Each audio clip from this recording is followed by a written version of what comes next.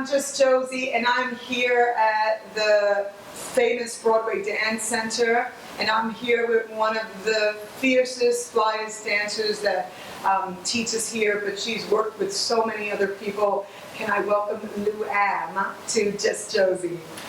Hi, honey. This beautiful lady here is a really good friend of mine. We were connected through Adesla, the one and only Adesla Osakalumi. I really wanted to highlight her. She's amazing, and I'm going to let her tell us a little bit more about herself. Okay.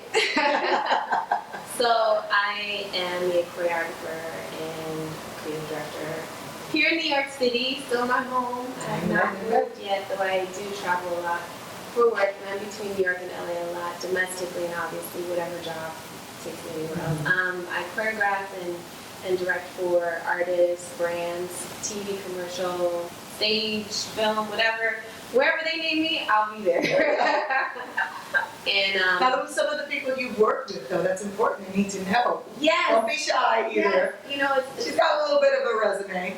It's so Done a little funny. something. It's not on tap like that, so I gotta like rewind and kind of read a list. So I've worked with a lot of people. I've had the honor of working with artists such as Alicia Keys, Kelly Rowland, Beyonce, Janelle Monáe, Robin Thicke. Yes, I He's working with a couple of people. Just a couple. Yeah, your work is amazing, honey, honestly, and that's why I wanted to make sure that I got the chance while I was in New York to come and check you out and sit down with you, so that in case there's somebody. But y'all don't know, I'm a big fan of this one right here. Aww. And I think every dancer and aspiring choreographer has to have people that they look up to. Absolutely. Coming up in the dance world. So I'm glad that that if I was the era that was able to see you and everyone on stage, because listen, we have some banging idols.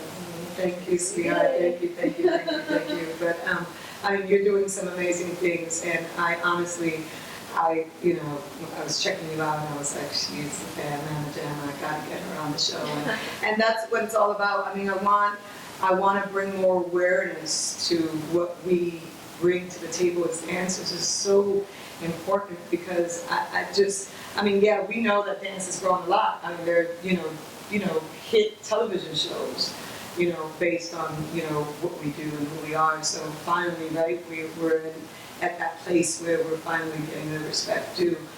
But it's so limited in terms of getting to really know the personalities, and I feel that there's so many superstars, and I know that's the truth. I must agree with you on that. But it's so saturated, so to say. So it's hard it's just hard for it, Yeah, I think it's really hard right now. Dance has been an explosion in the last probably 8 years. On TV, on your phone, on the internet, everything dances everywhere, and which is amazing. I love that, because it allows for so many more opportunities.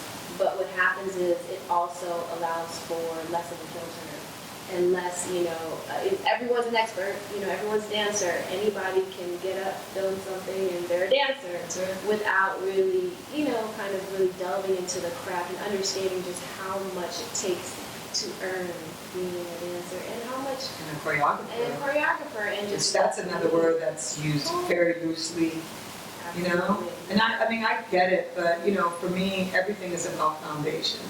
And while I'm not a trained dancer, I'm a street dancer, and I know my history. I know where it all started and how we've arrived here. And I guess there are a lot of dancers who know it too.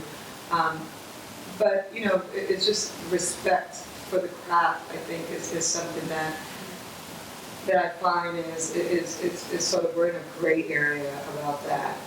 But I think it's wonderful where dance has grown to. I really do. I don't have no problems with, you sit with some of the legends, and, some of them are like, oh, well, that's not dance or whatever, but I think it's all dance. It's just an expression of who you are. Yeah, and every era has gone through that process of of the people that came before them.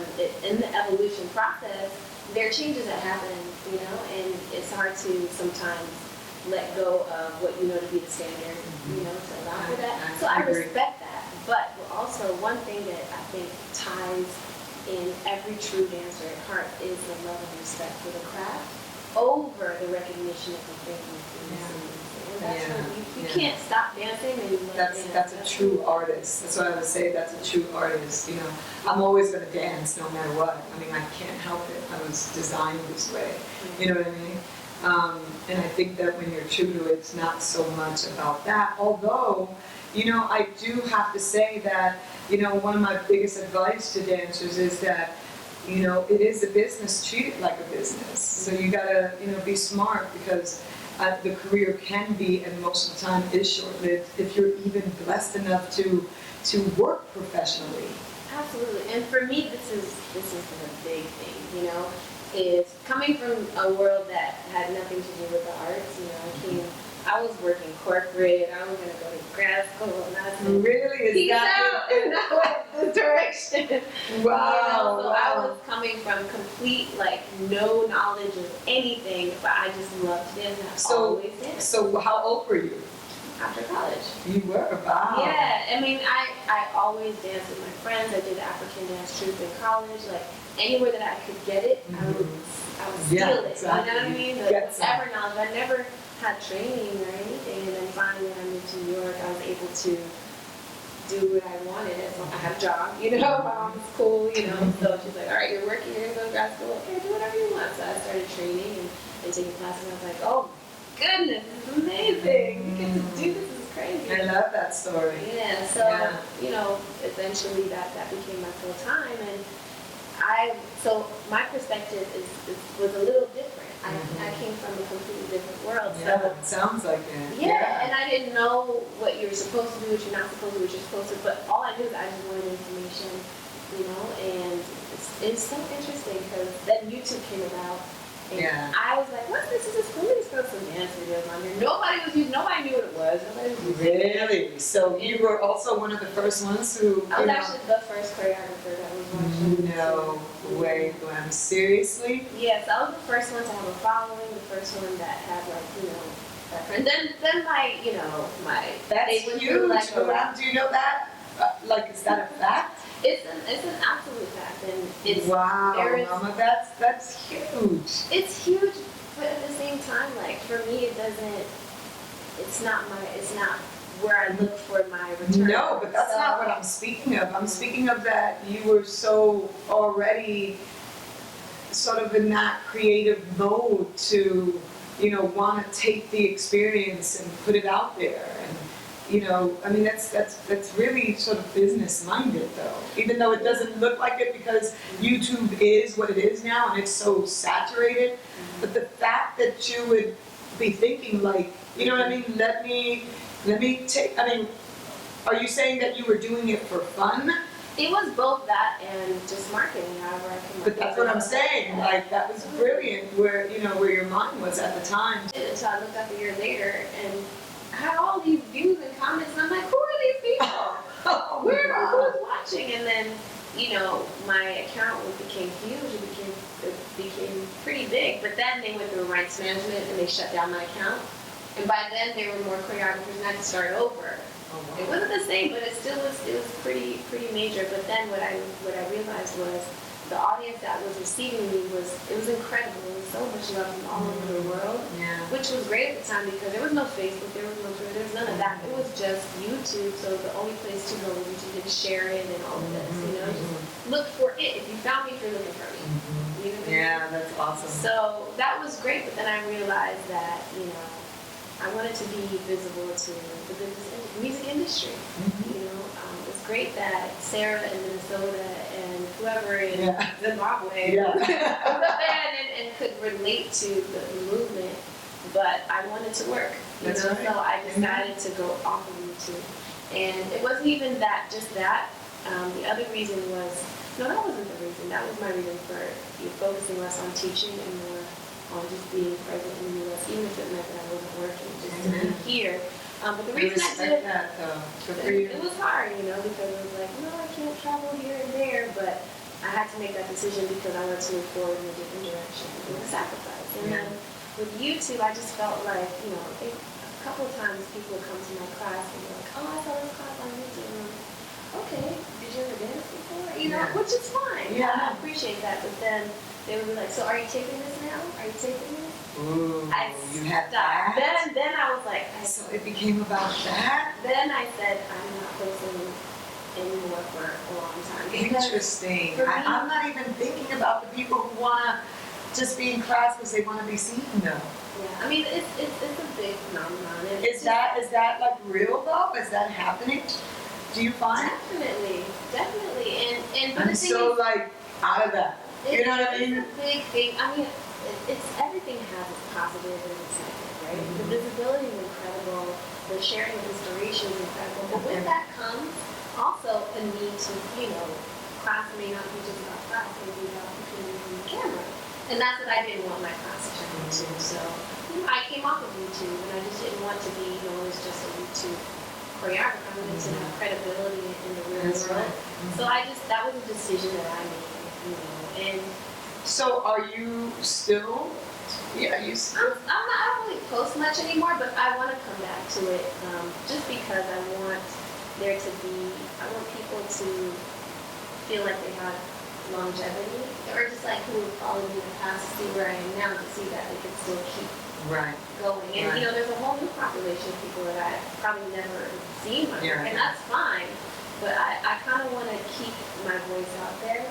Just, you know, as new things come, I just want to be heard also to the newer communities that are coming. Yeah, I was just gonna say you're.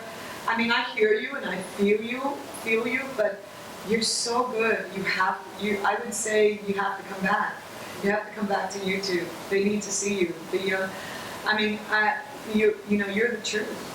You know, you are. I know that sounds funny to you, but no, it's true, and they need to see you. So you're gonna have to. I would say to you, find some happy medium, some way where you can justify it for yourself to get yourself back out there, because you know that's where, you know, me as a producer, That's true. and I'm going to YouTube, I'm looking, and I mean that is the way business is sort of being done now. So, you know, I would advise you to be, you know, just find a happy medium there, because I've been there before, you know, just because we're true artists, so it's really hard for us when we feel that it's kind of going, yeah, exactly, that's compromised. And so, you know, it just feels yucky and it doesn't feel right and all that other stuff. But it is the way business is going. Well, I have no problem with it now. I think at the time that I made that decision, it was just taking a step back and just refocusing where my goals were and deciding to go in that direction. Exactly. You know, so that I wouldn't be put in a box, you know, of YouTube or that and all of that as well. So now I absolutely have no problem with it. It's just time-wise, just making sure I find the time. It's really just that, prioritizing and you know, making a point to do it. I would love to share my work again, and hopefully people will be able to identify with it and see that they don't have to follow trends, you know, and dance, that you can I get that, girl. still have a voice in your choreography and it be yours, and it be consistent and still last through different times. Right. I love it though. I get it.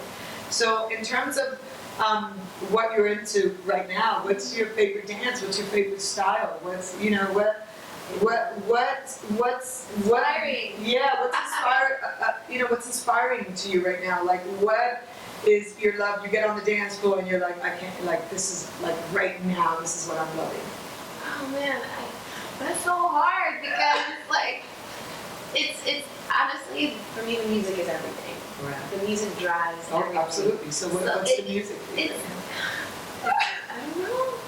I'm trying to find it right. I've been doing a lot of throwbacks, honestly. I'm not mad. It's all about the throwbacks right now, Because though. it just makes me feel good. It's a time when, you know, music wasn't so stylized. You could dance so many different ways to it. You could dance. You could just dance your life and live, you know. And there's a lot of things musically that I appreciate that are happening now, and have a certain, you know, sauce that you know that is new. Right. You know, and there's definitely been a huge inspiration from the South in the last couple of years, Yes. musically and movement-wise, that I Yeah. think is great because it brings, to me, it has elements of African and dancehall and all of that has been so, put in a box before, but now Oh, it's out. it's Yeah, out. yeah, it's I mean, free. it's been out in hip hop. Yeah, period. absolutely, but now it's different just ways. a little more commercial. Yeah. It's just, we're just more open with it, you know what I mean? Exactly, and I love that as long as we're not relegated or feel like we have to do certain dances all the time. Yeah, yeah. Like, we don't have to name it. We don't, we really don't, we really don't, we really don't. But I appreciate the fact that we continue to come up with dances with names that come from a community and a culture and they'll have the whole world doing it. That is power. That is very, very powerful. In terms of, the people who have influenced you, who would some of those dancers be? And you don't have to say me, okay? Yeah. But are there any dancers now, today, that you might, want to give it up to? Because I find that a lot of the times we don't do enough of that. Yeah. We don't do enough of that, and we know who we are. You know what I'm talking about, and I'm trying to sort of demystify that. I mean, if you could shout out a couple of dancers. It's so fun. I need to have like that question on email so I can remember and right that. Okay. As soon as I leave, I'm gonna be like. Okay. So one piece of advice that I would give is to say recognize your path because everyone's journey is absolutely uniquely tailored for them only and nobody else.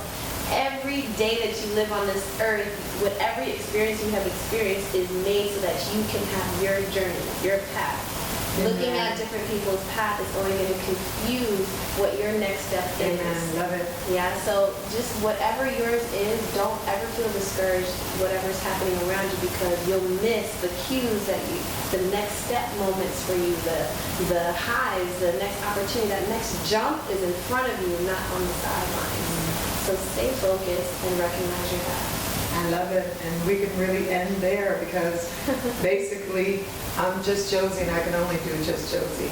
And she can only what? Be just Luam. Just Luam. All right, so be you, that's really important, okay? We love you, we got you, be you, okay? Just Josie and just Luam in the house up at Broadway Dance Center. Peace, peace, peace.